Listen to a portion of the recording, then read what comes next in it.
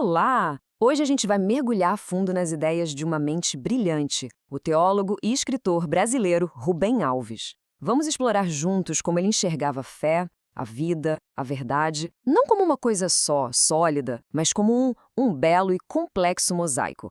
A grande metáfora que o Rubem Alves nos dá é justamente essa, a do mosaico. Ele diz, olha, mosaicos são feitos de cacos, de pedacinhos quebrados, que sozinhos não tem muita graça, né? Mas aí, nas mãos de um artista, guiado pela beleza, esses fragmentos se juntam e criam algo com um significado totalmente novo. E é essa ideia que vai guiar toda a nossa conversa. E isso já joga a gente direto numa pergunta essencial que a obra do Alves provoca. Afinal, do que a nossa vida é feita? É só uma sequência de acontecimentos, de fatos frios? Ou será que tem algo mais ali, uma outra camada de sentido? Então vamos lá. Vamos ver como essa ideia do mosaico se encaixa não só na nossa experiência de vida, mas também naqueles textos sagrados que moldam a visão de mundo de tanta gente. Alves usa essa citação para fazer uma conexão poderosa da vida com a música. Pensa só, um compositor pega notas que poderiam ser aleatórias e organiza numa melodia. A gente faz a mesma coisa. A gente pega os eventos soltos da vida, os cacos, e transforma em temas, em narrativas que dão a trilha sonora da nossa existência. E essa lógica vale para muito mais do que só as nossas vidas. O Alves argumenta que os próprios textos sagrados são, na verdade, mosaicos. Eles não são um bloco de concreto, sabe? Com regras e fatos homogêneos. Pelo contrário, são uma baita coleção de fragmentos de estilos super diferentes que foram reunidos para formar um quadro maior, cheio de significado. E agora a coisa fica ainda mais profunda. Porque o Alves faz uma distinção que, olha, muda tudo. A diferença entre o que ele chama de história com H e história. Então, o que seria essa tal de história? Bom, não é só contar algo que aconteceu e pronto. É uma narrativa que pulsa, que está viva. A verdade dela atravessa o tempo. É algo que, mesmo tendo sido contado lá atrás, nunca fica velho, nunca vira passado de verdade. Continua falando com a gente, hoje.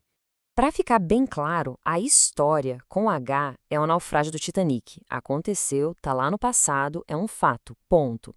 Já a história é a parábola do bom samaritano. A questão aqui não é se aquilo aconteceu exatamente daquele jeito, com aquelas pessoas. O que importa de verdade é a lição sobre compaixão, uma verdade que está sempre presente e sempre relevante. E para dar vida a essa ideia, o Alves nos apresenta uma figura fantástica, o mestre Benjamin, que é a própria encarnação do poder da história. O mestre Benjamin não era um historiador preocupado com fatos e datas. Não. Ele era um criador de sentido. Quando alguém chegava com aquelas perguntas gigantes da vida, ele não vinha com dados, ele vinha com narrativas. Ele criava um espaço, uma tenda, onde a comunidade se juntava para encontrar significado ouvindo histórias. E é aqui que a gente chega no ponto central. Uma criança faz a pergunta mais fundamental de todas, né, sobre a origem de tudo. E aí, como é que se responde uma pergunta dessas? Com ciência?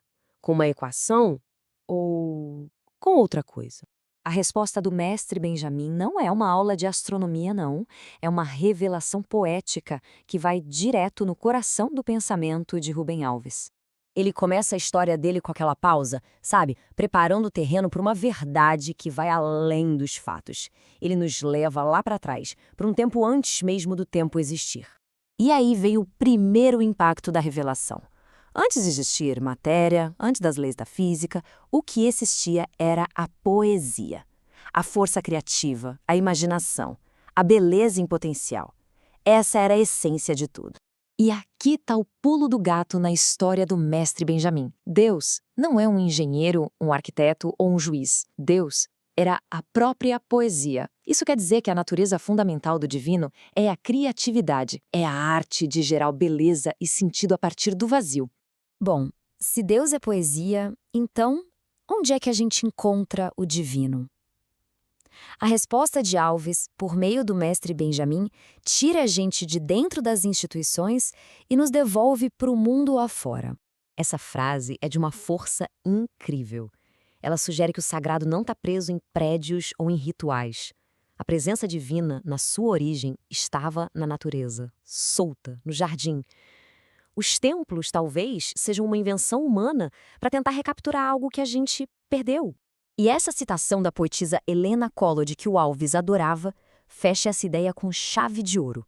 A gente não vê Deus diretamente, mas pode ver a sombra, a presença dele, manifestada na beleza do mundo. Cada pôr do sol, cada flor, é um reflexo do divino. A conclusão é quase óbvia, né? A experiência de ver a beleza já é em si um ato espiritual. Não precisava de palavras, de rituais. A oração era simplesmente estar ali, presente, contemplando a beleza do jardim. A beleza era a própria comunhão. Certo. Mas como é que todas essas ideias gigantescas se aplicam no nosso dia a dia? É aqui que a metáfora do mosaico volta para um nível bem pessoal, bem prático. Alves sugere que as religiões, os sistemas de crença, são como grandes mosaicos ou sonatas que foram criados coletivamente. São as formas que as culturas encontraram para organizar os fragmentos da vida, a dor, a alegria, o amor, a morte, e dar uma estrutura coerente, um sentido para tudo isso. E aqui o Alves nos dá a sua conclusão bem pessoal, que soa quase como um convite. Ele diz: eu tenho o direito e a necessidade de ser o artista da minha própria vida. Diante do caos, do abismo, ele escolhe os fragmentos que fazem sentido para ele para construir o seu próprio significado, o seu altar pessoal.